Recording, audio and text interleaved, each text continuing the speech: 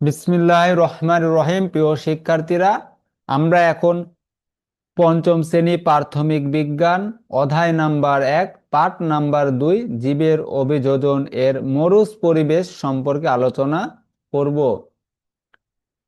মরুজ পরিবেশে কম বৃষ্টিপাত এবং উষ্ণ শুষ্ক আবহাওয়ার কারণে উদ্ভিদগুলো ছোট ছোট ঝোপঝাড়ের মতো হয়। আসলে মরুজ পরিবেশের উদ্ভিদগুলো বেশি বড় হয় না। আসলে বৃষ্টিপাত কম হয় এবং আবহাওয়া শুষ্ক থাকার কারণে উদ্ভিদগুলো ছোট ছোট ঝোপঝাড়ের মতো হয়। পানি জমা করে রাখার জন্য এসব গাছের পাতা ও কাণ্ড মোটা, চ্যাপ্টা এবং রসালো হয়। আসলে মোটা কাণ্ড মোটা, চ্যাপ্টা এবং রসালো হয় কেন? পানি জমা রাখার জন্য, আত্মরক্ষার জন্য। কোনো কোনো গাছের পাতা কাঁটায় রূপান্তরিত হয়, আবার কোনো কোনো গাছের কোনো কোনো গাছের পাতা নিজ আত্মরক্ষার জন্য কাঁটায়ও রূপান্তরিত হয়।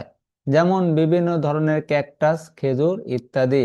তাহলে ক্যাকটাস এবং খেজুর গাছের আসলে পাতা নিজের আত্মরক্ষার জন্য কাঁটায় পরিণত হয়। মরুজ পরিবেশের প্রাণীরা শরীরে পানি ও খাদ্য সঞ্চয় করে রাখতে পারে, যেমন উট। তাহলে আমরা কি জানলাম? উট হচ্ছে নিজের দেহের ভিতরে আসলে খাবার এবং পানি সঞ্চয় করে রাখতে পারে।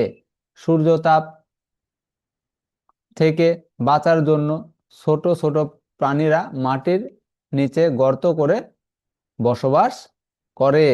স্থলজ পরিবেশের মেরু অঞ্চলে বরফে ঢাকা থাকে। আবার মেরু অঞ্চলে কি বরফ ঢাকা থাকে সারা বছরই। এরূপ পরিবেশে খুবই কম উদ্ভিদ জন্মায়।